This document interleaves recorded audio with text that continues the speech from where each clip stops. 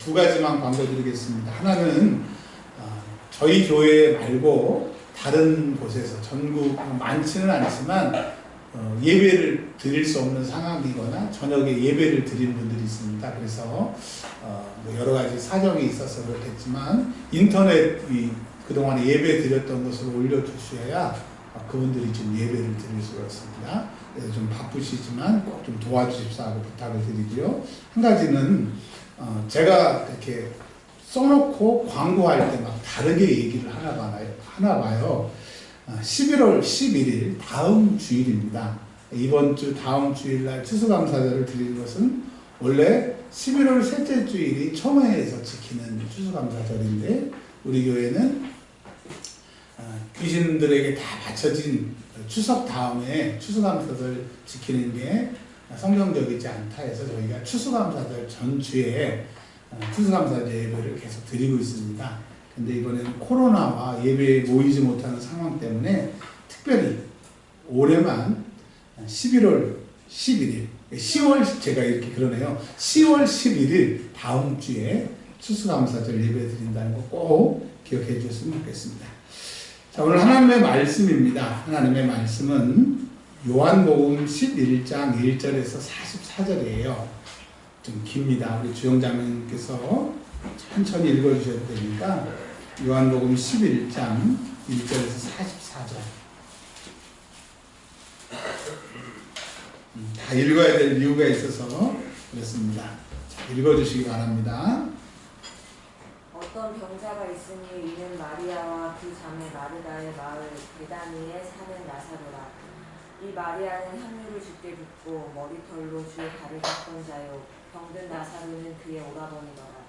이에 그 누이들이 예수께 사람을 보내어 이르되 주여 보시옵소서 사랑하시는 자가 병들었나이다 하니 예수께서 들으시고 이르시되 이 병은 죽을 병이 아니라 하나님의 영광을 위함이요 하나님의 아들이 이로 말미암아 영광을 받게 하려 함이라 하시더라. 예수께서 본래 마르다와 그 동생 나사로를 사랑하시더니 나사로가 병들었다 함을 들으시고 그 계시던 곳에 이틀을 더 유하시고 그 후에 제자들에게 이르시되 유대로 다시 가자 하시니 제자들이 말하되 라비여 방금도 유대인들이 돌로 치려 하였는데 또 그리로 가시려 하나이까. 예수께서 대답하시되 낮이 12시간이 아니냐. 사람이 낮에 다니면 이 세상의 빛을 보므로 실족하지 아니하고 밤에 다니면 빛이 그 사람 안에 없음으로 실족하느니라. 이 말씀을 하신 후에 또 이르시되 우리 친구 나사로가 잠들었도다. 그러나 내가 깨우러 가노라. 제자들이 이르되 주여 잠들었으면 낫겠나이다 하더라. 예수는 그의 죽음을 가리켜 말씀하신 것이나 그들은 잠들어 쉬는 것을 가리켜 말씀하신 줄 생각하는지라. 이에 예수께서 밝히 이르시되 나사로가 죽었느니라. 내가 거기 있지 아니하는 것을 너희를 위하여 기뻐하노니 이는 너희로 믿게 하려 함이라. 그러나 그에게로 가자 하시니 디두모라고도 하는 도마가 다른 제자들에게 말하되 우리도 주와 함께 죽으러 가자 하니라. 예수께서 와서 보시니 나사로가 무덤에 있는지 이미 나으니라. 베다니는 예루살렘에서 가깝기가 한 오리쯤 되매 많은 유대인이 마르다와 마리아에게 그 오라비의 일로 위문하러 왔더니 마르다는 예수께서 오신다는 말을 듣고 곧 나가 맞이하되 마리아는 집에 앉았더라. 마르다가 예수께 여짜오되 주께서 여기 계셨더라면 내 오라버니가 죽지 아니하였겠나이다. 그러나 나는 이제라도 주께서 무엇이든지 하나님께 구하시는 것을 하나님이 주실 줄을 아나이다. 예수께서 이르시되 내 오라비가 다시 살아나리라. 마르다가 이르되 마지막 날 부활 때에는 다시 살아날 줄을 내가 아나이다. 예수께서 이르시되 나는 부활이요 생명이니 나를 믿는 자는 죽어도 살겠고 무릇 살아서 나를 믿는 자는 영원히 죽지 아니하리니 이것을 내가 믿느냐. 이르되 주여 그러하여다. 주는 그리스도시요 세상에 오시는 하나님의 아들이신 줄 내가 믿나이다. 이 말을 하고 돌아가서 가만히 그 자매 마리아를 불러 말하되 선생님이 오셔서 너를 부르신다 하니 마리아가 이 말을 듣고 급히 일어나 예수께 나아가매 예수는 아직 마을로 들어오지 아니하시고 마르다가 맞이했던 곳에 그대로 계시더라. 마리아와 함께 집에 있어 위로하던 유대인들은 그가 급히 일어나 나가는 것을 보고 곧바로 무덤에 가는 줄로 생각하고 따라가더니 마리아가 예수 계신 곳에 가서 배우고 그 발 앞에 엎드려 이르되 주께서 여기 계셨더라면 내 오라버니가 죽지 아니하였겠나이다 하더라. 예수께서 그가 우는 것과 또 함께 온 유대인들이 우는 것을 보시고 심령의 비통히 여기시고 불쌍히 여기사 이르시되 그를 어디 두었느냐 이르되 주여 와서 보옵소서 하니 예수께서 눈물을 흘리시더라. 이에 유대인들이 말하되 보라 그를 얼마나 사랑하셨는가 하며 그중 어떤 이는 말하되 맹인의 눈을 뜨게 한 이 사람이 그 사람은 죽지 않게 할 수 없었거냐 하더라. 이에 예수께서 다시 속으로 비통히 여기시며 무덤에 가시니 무덤이 불이라 돌로 막았거늘 예수께서 이르시되 돌을 옮겨 놓으라 하시니 그 죽은 자의 누이 마르다가 이르되 주여 죽은 지가 나흘이 되었으니 벌써 냄새가 나나이다. 예수께서 이르시되 내 말이 내가 믿으면 하나님의 영광을 보리라 하지 아니하였느냐 하시니 돌을 옮겨 놓으니 예수께서 눈을 들어 우러러 보시고 이르시되 아버지여 내 말을 들으신 것을 감사하나이다. 항상 내 말을 들으시는 줄을 내가 알았나이다. 그러나 이 말씀하옵는 것은 둘러선 무리를 위함이니 곧 아버지께서 나를 보내신 것을 그들로 믿게 하려 함이니이다. 이 말씀을 하시고 큰 소리로 나사로야 나오라 부르시니 죽은 자가 수족을 배로 동인 채로 나오는데 그 얼굴은 수건에 쌓였더라. 예수께서 이르시되 풀어놓아 다니게 하라 하시니라. 아멘. 감사합니다. 기도하겠습니다. 하나님, 저희가 하나님의 말씀 앞에 섰습니다. 말씀이신 주님을 만나려고 왔습니다. 말씀이신 주님, 눈으로 보든지 손으로 만지든지 우리 마음속에 만나든지 실질적으로 우리를 만나 주셔서 오늘 주님을 만나는 시간 되게 하옵소서. 담의 세계 예수님을 체험하는 시간 되게 하옵소서. 우리 구주 예수 그리스도의 이름으로 기도합니다. 아멘. 오늘 하나님의 말씀의 제목은 우리들의 추수감사절이라고 하는 제목으로 말씀을 드리겠습니다. 3년 전부터 추수감사절이 어떤 절기인지, 또 맥주감사절이 어떤 절기인지 말씀을 드렸습니다. 이제 올해는 우리가 추수감사절을 어떻게 지켜야 될지를 말씀을 좀 드리려고 합니다. 오늘 요한복음 11장에서는 추수감사절과 전혀 상관이 없는 내용 같은데 여러분 이게 우리가 지켜야 될 추수감사절의 모습이 나오고 있습니다. 요한복음 11장으로 가보려고 합니다. 특별히 요한복음을 읽으실 때는요, 가장 중요한 것이 예수님의 음성을 들을 때 예수님과 하나가 된다. 또 예수님은 우리의 친구다. 근데 제일 좋은 친구는 친구를 위하여 죽는 것이 제일 좋은 친구인데 예수님은 우리의 친구시고 우리 위하여 십자가에 죽으신 나의 좋은 친구다. 요한복음을 읽으실 때는 예수님이 내 친구고 그분이 나를 위해서 죽으셨고 또 예수님은 말씀을 우리가 듣는 그 순간에 그냥 요한복음 1장에 말씀하신 것처럼 예수님이 말씀이니까 지금도 우리 예수님은 말씀으로 나를 만나주신다라고 하는 이 요한복음의 이 틀, 요한복음을 통해서 우리에게 말씀하시는 이 프레임을 가지고 들어가 보도록 하겠습니다. 어떤 병자가 나왔다고 요한복음에 얘기를 하고 있어요. 근데 이 병자의 이름이 나사로라고 소개를 하고 있습니다. 근데 참 웃긴 게 뭐냐면요. 11장 1절에 보면 마리아와 그 자매 마르다의 마을 베다니에 사는 나사로. 보면은 얼핏 처음 나사로에 대해서 듣는 사람은 마리아하고 마르다가 사는 동네에 어떤 나사로라고 하는 사람이 사는구나 이렇게 아주 재미있게 시작을 합니다. 근데 성경의 말씀에 보면 2절에 병든 나사로는 그의 오라버니더라. 이렇게 쓸 필요가 뭐 있어요? 나사로는 그들의 오라버니였다. 이렇게 해야 되는데 1절, 2절은 완전히 다른 사람처럼 얘기를 하고 있습니다. 왜 그럴까요? 여러분 신앙생활은 한 가정에서 마리아, 마르다, 나사로가 있지만 신앙생활은 각각이라고 하는 거예요. 그리고 이 베단이라고 하는 곳이 문둥병자들이 모여 사는 마을입니다. 이 문둥병 걸렸던 바리새인 중에서 시몬이라고 하는 집에서 잔치할 때 이 마리아가 가서 예수님의 발을 씻는 장면들이 누가복음에도 나오고 마태복음에도 나오고 그러지 않습니까? 자, 뭘 말하느냐? 여기서 말하는 병자는 이 세상의 모든 사람들이 병자이고 또 나사로가 문둥병을 앓고 있는데 여러분 문둥병은 뭘 말하는 겁니까? 죄를 말하는 거예요. 죄를 지어도 계속 무감각하게 문둥병에 걸리면 감각이 없어지는 것처럼 죄의 마비가 돼서 죄의 감각이 없어서 계속 죄 짓는 우리를 말하는 거예요. 근데 예수님이 마태복음에 보면 최초의 이적이 문둥병자를 고치시는 것이 마태복음의 첫 번째 이적에 나오거든요. 뭘 말씀하시는 거예요? 예수님이 이 땅에 오신 것은 죄의 병에 걸려서 죄의 그 감각이 없어서 죄로 인하여 멸망할 우리들을 자기의 백성들을 구원하라고 예수가 오셨다는 거예요. 여러분 우리는 이 세상에 살고 있다. 우리는 영적으로 육적으로 병들어 있습니다.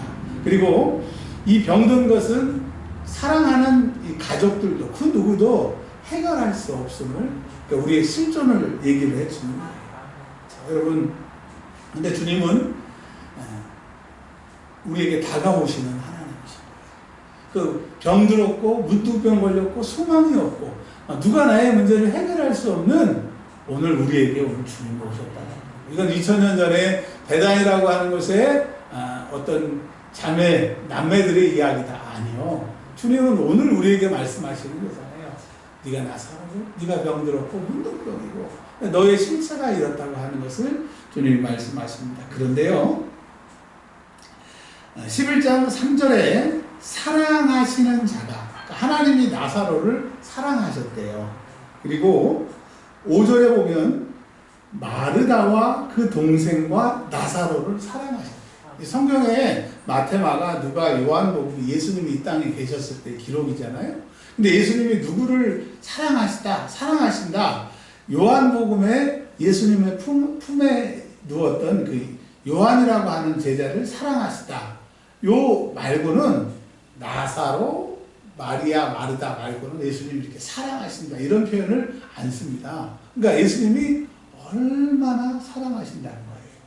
자, 마테마가 누가 요한복음에서 요한복음을 기록한 제자 요한을 제외하고 예수님이 사랑하신다는 말을 이 사람들에게만 썼다고 하는 얘기예요. 예수님이 2000년 전에 마리아, 마르다, 나사로를 사랑하셨구나. 그 얘기가 아니고 여러분 이 말씀은 지금 저와 여러분에게 말씀하시는 거예요. 내가 문둥병 걸렸고 세상으로는 소망이 없고 나도 어떻게 해볼 수 없는 이 벗어날 수 없는 이 배단이라고 하는 것을 벗어날 수 없는 나가서 살 수 없는 어쩔 수 없는 나의 상황에도 나를 사랑하시는 분이 계시다. 여러분을 사랑하시는 분이 계시다는 거예요. 주님이 여러분을 사랑하시다. 여러분 얼마나 감사해요. 우리는 내 문제에 포인트를 두고 있지만 성경은 네 문제를 아시는 주님이 너를 사랑하신다. 오늘 말씀하시는 겁니다. 자, 6절에 나사로가 병이 들었다고 하는 얘기를 들으셨어요. 그럼 우리 생각에는 막 달려가서 나사로야 너 아프니? 내가 고쳐줄게. 얼마든지 예수님은 능력이시기 때문에 그럴 수 있는데 6절에 이틀을 그 소식을 들은 그 자리에 그 부근에서 그 동네에서 이틀을 머무셨다는 거예요. 우리는 이해할 수 없어요. 여러분 우리는 하나님의 뜻을 알 수 없어요. 그러나 내 뜻과 하나님의 뜻이 다르고 내가 하나님의 뜻을 몰라도 그분이 모르세요. 아멘. 오늘 이걸 고백해야 돼요. 내가 여기 있는 상황 2020년도에 내가 모래내 시장에 서 있고 여러분들이 여러분의 삶의 자리에 서 있는 거 하나님이 이렇게 해주실 것 같은데 이렇게 될 것 같은데 왜 그러지? 여러분 주님은 우리가 알지 못하는 그 이틀 주님은 아시지만 우리가 알지 못하는 그 이틀이 있다. 그래서 우리가 그 이틀을 보낼 때 우리가 깨달을 수 없는 이 고통의 시간을 보낼 때 주님의 뜻이 계시는구나. 이걸 놓치면 안 돼요. 여러분 지금 어렵고 힘듭니까? 우리가 이럴 때 고백할 것은 주님이 나를 향하신 뜻이 계시구나. 재수없네? 나는 왜 해도 되는 게 없어? No! 주님이 여러분을 사랑하신다는 게 믿어지면 주님이 나를 통해 계획이 계시는구나. 그러나 내가 알지 못하기 때문에 알지 못하니까 견디기 힘들고 괴롭잖아요. 그러나 여러분 주님 내가 알지 못하지만 괴롭지만 나를 향하신 주님의 뜻이 있는 줄 믿습니다. 이렇게 고백하시기를 바랍니다. 네. 자, 11절에 예수님이 이제 제자들에게 이렇게 얘기합니다. 친구 나사로가 잠들었으니까 내가 깨우러 가노라. 근데 사실은 나사로는 14절에 보면 나사로가 죽었다고 얘기하시는 거예요. 예수님이 죽은 걸 알면서도 12절에는 잠들었다고. 이 얘기는 뭘 말씀드리는 거예요? 나사로가 진짜로 죽었어요. 근데 주님은 살리실 수 있기 때문에 죽은 거나 잔 거나 하루 썩은 거나 3일 썩은 거나 주님은 상관이 없대요. 여러분, 우리의 삶이 문득병 걸려서 썩어서 문드러져서 도대체 나는 회복할 수 없고 세상도 나를 도와줄 수 없는 그런 방법 없음이 우리는 괴롭잖아요. 근데 주님이 말씀하시는 게 죽은 게 아니고 잔 거래요. 그러니까 주님이 우리를 사랑하시기 때문에, 주님이 우리에게 오시기 때문에, 우리는 그 이틀이 잘 모르지만 주님은 우리를 구원하신다, 주님이 우리를 해결하신다고 하는 이 믿음을 믿으시길 바랍니다. 우리가 이 고통의 터널을 지나면서도 하나님 앞에 예배할 수 있으면 하나님 이 상황을 주님이 하시고 주님만이 변화시킬 수 있기에 나는 알지만 이 고통의 이틀을 보내지만 주를 바라봅니다.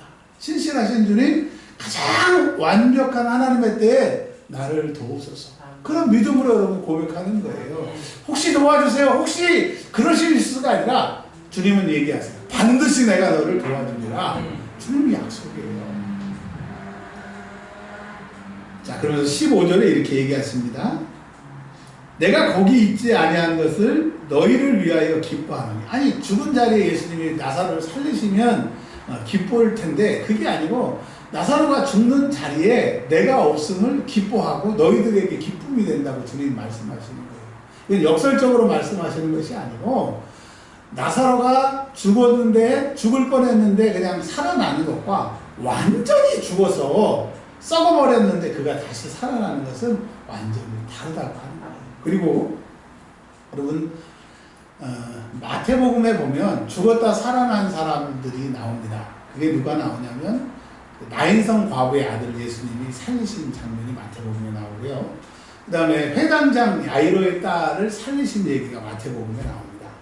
근데 나사로가 살아난 얘기는 마태복음에 없어요.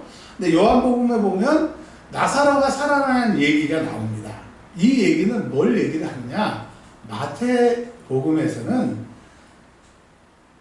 나인성 과부의 아들과 회당장 야이로가 딸이 살아나는 그 사건을 통해서 죽었던 너희 상황, 지금 핍박받는 너희들이 죽으면 끝이고 주님은 어떻게 해주실 수 없고 이 세상은 어떻게 개입을 못하신다가 아니라 주님이 그곳에 계시면 이 땅의 문제도 해결되고 이 땅의 문제를 해결받는 사람은 천국 갈 때까지 주님 도와주시기 때문에 주님은 지금 이 자리에서 죽은 상황을 해결하신다. 마태복음은 그렇게 쭉 얘기를 하고 있습니다. 오늘 요한복음에 뭘 얘기를 하려고 하냐면, 여러분 죽었습니까? 아니 죽어가고 있습니까?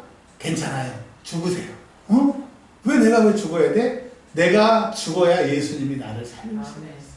내가 절망해야, 내가 안 돼야 주님이 하시는 것을 인정할 수 있는 거예요. 이거 내가 하는 것도 아니고 주님이 하는 것도 아니고 이거 주님이 도와주신 건 맞는데 제가 이렇게 기도를 많이 했더니 또 하나님 앞에 선행을 많이 했더니 이따위 소리 하지 못하도록 내가 죽어야 돼요. 여러분, 사도 바울이 이렇게 고백합니다. 전적으로 나의 나된 것은 누구의 은혜래요? 주님은 나를 믿는 것도 아니고 너를 믿는 것도 아니고 그거 말고 그냥 오늘 죽어라. 오늘 여러분 추수감사절, 우리의 추수감사절이 뭔지 아세요? 오늘 주님, 과거에는 내가 안 죽었는데 이제 내가 오늘 죽습니다. 근데 요한복음 12장 24절에 하늘이 미리 떨어져 땅에 떨어져 썩지 않으면 하늘 그대로 있고 썩으면 그게 이제 내가 심겨졌기 때문에 내가 많은 열매를 맺는다, 그게 아니라 내가 죽어야 예수 사는 거예요. 내가 무능해야 예수의 유능이 나타나는 거예요. 오늘 추수감사절을 통해서 하나님 뭘 말씀하시는 거예요? 진정한 내 삶의 추수. 내가 물질을, 공부를, 인맥을 막 해봤다는 거예요. 근데 어때요? 여러분 고통스러워, 안 고통스러워요? 여러분 힘들어요, 안 힘들어요? 힘들어요. 이제까지 살아보니까 힘들다 이거예요. 그리고 지금까지도 힘들었는데 앞으로도 힘들 것이고 미래도 어떻게 될지 모르는 너의 이 농사를 이제 끝내고 너희의 그 수고의 농사를 다 끝내버리고 오늘부터 예수가 내 인생의 농사짓게 하네. 내년부터는 내 인생에 주님이 농사짓게 이제 모든 소유권을 주님께 넘기라고 하는 거예요. 그럼 내 인생 내가 살아봤잖아요. 수고와 눈물과 고통 뿌리고 그냥 나를 힘들게 하는 사람을 방하에서 이 원망과 막 그냥 그런 대적함만 있잖아요. 근데 주님이 오늘 말씀하시는 거예요. 나에게 맡겨. 나의 경영권을 맡기라고 주님이 말씀하세요. 자, 이제부터 중요한 얘기가 나옵니다. 정신을 바짝 차리셔야 됩니다. 이제 예수님께서 베다니에 오셨어요. 드디어 죽은 사람이 묻혀있는 곳에 왔습니다.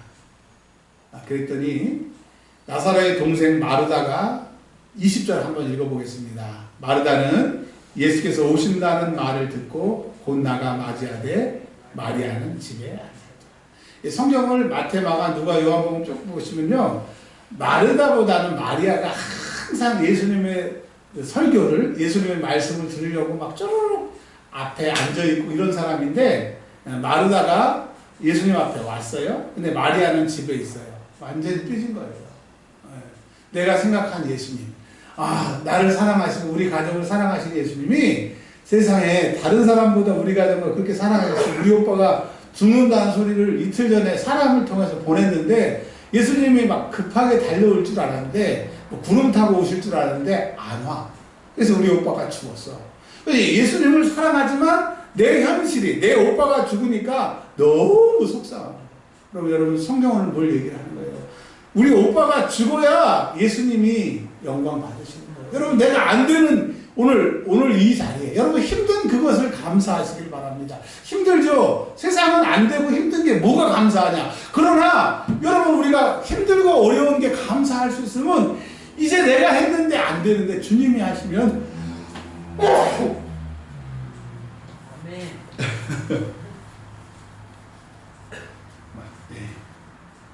거기까지는 안 치겠어요. 죄송합니다.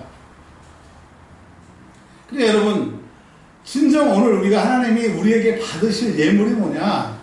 너의 망함을, 너의 안됨을 나에게 감사하라. 이 예물을 받기를 원하시는 거예요. 작년 11월부터 올해까지 강의 한 번 못 나가고 수입이 제로였습니다. 근데 상황은 힘들고 어려워도 주님 더 세게 잡고 주님 세게 만났어요. 그럼 내 상황이 어려우면 왜 감사해야 되느냐? 상황이 어려움으로 인하여 주님 만나게 되는 거예요. 그 주님 붙들게 되는 거예요. 여러분 우리가 이제 지금부터 출발해서 또 내년을 살게 될 텐데 주님이 이렇게 말씀하시죠. 너의 안 된 것을 감사하고 너의 무능을 감사하고 힘듦을 감사해서 내 앞에 나오라고. 제가 중요한 얘기를 한다고 하는 말씀이 여기에 있습니다. 21절에 마르다의 입을 통해서 우리의 고백이 나오는 거예요. 세상 사람들, 예수 믿는 사람들이 이렇게 고백합니다. 마르다가 원망적으로 얘기하죠. 예수께 여짜오되 주께서 여기 계셨더라면 내 오라버니가 죽지 아니하였겠나이다. 예수님 여기 계셨으면 우리 오빠 안 죽었어요. 왜 예수님 빨리 안 오셨어요? 그러니까 이 마르다는 오빠가 죽은 게 서운하고 죽었으니까 이제 어떻게 할 수 없다라고 하는 예수님이 오지 않은 것에서 속이 상했어요. 근데 예수님이 23절에 이렇게 얘기하십니다. 내 오라버니가 살아나리라. 말도 안 되죠. 죽은 사람이 어떻게 살아나. 그래서 예수님이 말씀하셨으니까 이렇게 얘기합니다. 내 마지막 날 부활, 예수님의 재림의 주로 오셨을 때 그날 우리 오빠가 일어나요. 그러니까 이 마르다는 자기가 알고 있는 예수님의 재림 때 오빠가 다시 살아나는 그 부활을 얘기하는 거예요. 근데 주님이 이렇게 얘기하세요. 오늘 이 말씀이 저와 여러분에게 하시는 말씀이고 말씀이 현재 우리에게 주시는 말씀이라는 게 뭐냐면 따라서 하겠습니다. 25절에 나는 부활이요 생명이니 나를 믿는 자는 죽어도 살겠고 여러분 우리의 목숨 포함해서 우리의 인생의 모든 하던 것이 죽었어요. 망했어요. 없어졌어요. 근데 예수 안 믿는 사람은 끝이에요. 안 돼요. 근데 우리는 뭐라고 그랬어요? 죽어도 어떻게 된대요? 산대요. 왜? 주님이 살려주신다고? 회복시키신다고. 너희가 이 세상에서 내가 오기 전에 너희가 죽을 수 있어. 그래도 너희 살아나. 나를 믿으니까. 그러니까 여러분, 우리 이 땅에서 어떻게 보면 육신으로는 죽지만 죽음을 경험하지 않는 삶을 우리가 시작하는 거예요. 왜냐하면 죽어도 사니까 죽은 거예요, 안 죽은 거예요? 결론적으로는 안 죽은 거잖아요. 산 거잖아요. 여러분, 예수님을 내 안에 모신 사람은 죽을 수 있지만 다시 살기 때문에 죽음을 초월한 존재가 되는 거예요. 그러니까 우리는 이 땅에 육신적인 것만 눈을 두고 있는데 예수님이 나를 믿으면 육신적인 것 포함해서 죽었다도 살아나니까 너희에게는 나를 만나면 영생이 시작이 되는 거예요. 여러분, 우리가 죽어야 천국 가야 영생이 시작된다고 그러는데 요한복음은 그렇게 얘기하잖아요. 지금 우리는 영생이 시작이 됐어요. 아멘. 지금 여러분 영생을 살기 시작한 거예요. 그러나 육체적으로는 죽는 사람도 있고 우리가 죽기 전에 예수님이 오시면 영원히 살겠죠. 근데 우리는 이 땅에 죽음이라고 하는 그 한계를 경험하겠지만 그래도 영원히 사는 그 영생이 시작이 된 것. 여러분, 예수 안에는 영생이 되는 거예요. 그러니까 우리는 죽음을 초월하고, 왜 초대교회 때 많은 순교자들이 나오고 폴리카비라고 하는 그 순교자는 그러잖아요. 89세 때 그냥 예수 안 믿는다고 사람들 앞에 한마디만 하면 너 살려줄게. 나이도 많잖아. 그랬더니 그가 이렇게 고백하잖아요. 86세래요. 내 인생 86년 동안 예수님은 나를 한 번도 배신하지 않았는데 내가 어떻게 예수를 배신하냐. 여러분, 그가요 장작더미 위에 올라가서 불타서 죽었다니까요. 죽으면서 마지막으로 뭐라고 기도하냐면, 하나님, 내가 이 순교의 반열에 들게 하심을 감사합니다. 내 영혼을 받아주옵소서. 왜 이렇게 거짓말이 아니, 초대교회 기록이에요. 왜 이렇게 얘기합니까? 내가 지금 죽어도 끝이 아니라 다시 살아남을 우리의 영생이 있음을 말하고 있는 거예요. 여러분, 이제까지는 우리의 신앙생활이 잘 되면 좋고 안 되면 힘들고 이랬다고 하는 신앙생활을 이제 벗어버리고 우리는 영원히 사는 존재, 지금부터 그 영생이 시작되는 것을 깨닫는 존재가 되시길 주의 이름으로 축원합니다. 그러나 천국 가는 그날까지 내가 영생이 시작이 됐고 죽음을 경험할 수도 있지만 어때요? 힘들어요? 힘 안 들어요? 힘들어요. 왜 마태, 마가, 누가, 요한복음이 기록이 됐느냐? 지금 설교하는 것처럼, 말씀을 들은 것처럼 예수를 믿으면 죽어도 살고 영생이 시작된 존재인지는 아는데 내일 당장 월요일날 출근하다 보니까 사람 때문에 힘들고 돈 때문에 힘들고 어려움이 있더라는 거예요. 난 영생을 가지고 있고 영생을 소유한 존재인데, 그래서 누가복음에서는 예수님이 계속 그 짧은 3년 4개월 동안 기도. 예수님이 기도하시더라. 예수님이 밤새도록 기도하시더라. 예수님은 습관적으로 기도하시더라. 그러니까 여러분, 우리가 영생을 소유한 존재이지만 기도하고, 습관적으로 기도하고, 문제를 놓고 기도하고, 기도해야 그 영생을, 기쁨을 누릴 수 있다는 거예요. 아는 거 말고 그 아는 것을 누리는 삶은 뭐밖에 없다? 기도다. 그리고 누가복음에 성령이 1장부터 계속 나옵니다. 어제 제가 마태복음을 막 분해해 봤더니 마태복음에는 성령이 몇 번이 안 나와. 근데 누가복음에 성령 완전히 성령으로 도배를 했어요. 그게 뭐냐? 여러분, 우리가 기도하지만 이 기도를 왜 하느냐? 예수님은 지금 하늘에 승천하셨어요. 하나님 보좌 우편에 계세요. 아멘? 물론 동시에 이 세상 어디에다 다 계시죠. 그분은 하나님이니까. 그렇지만 예수님의 이름으로 지금 누가 계시는 거예요? 근데 여러분, 보여져요? 느껴져요? 만져져요? 근데 성령님은 내 안에 말할 수 없는 탄식으로 기도하시고 내가 못 느낄 뿐이지 그분 내 옆에 계세요. 내가 인식하지 못할 뿐이지 내 삶의 중심에 문제를 해결하시는 성령님이 계십니다. 그래서 기도를 통해야 성령님이 느껴지고, 기도를 통해야 성령님이 일하시는 것이 보여지고, 기도를 통해서 성령님이 일하시니까 우리는 이제 예수 그리스도를 구세주로 고백하는 그 순간부터 천국까지 쭉 이어지는 존재이지만 이 땅의 고통은 기도와 성령 충만이라는 거예요. 그 당시에는 예수님이 계셨지만 그 예수님이 지금은 성령으로 너희에게 예수님으로 계시니까 그분을 만나라고 하는 거예요. 여러분 이제까지 기도의 추수를 하셨을 거예요. 기도를 씨앗을 뿌렸을 거예요. 오늘 하나님이 저와 여러분에게 이제 다음 주이죠. 야 보자. 너 기도 그렇게 많이 씨 뿌렸냐? 기도의 추수물을 결과물을 올해는 힘들었는데 어려운데요? 기도하라고 그랬잖아. 기도의 씨를 뿌리라고 그랬잖아. 그러니까 여러분 내년에는 이 추수감사절 때 많은 기도의 씨를 뿌려가지고 이것도 잘 되고 이것도 해결되고 이런 것도 하고 싶고 하나님 이렇게 하셨어요. 간증이 쏟아지는 기도의 열매를 하나님 앞에 올려드리는 추수감사절이 됐으면 좋겠습니다.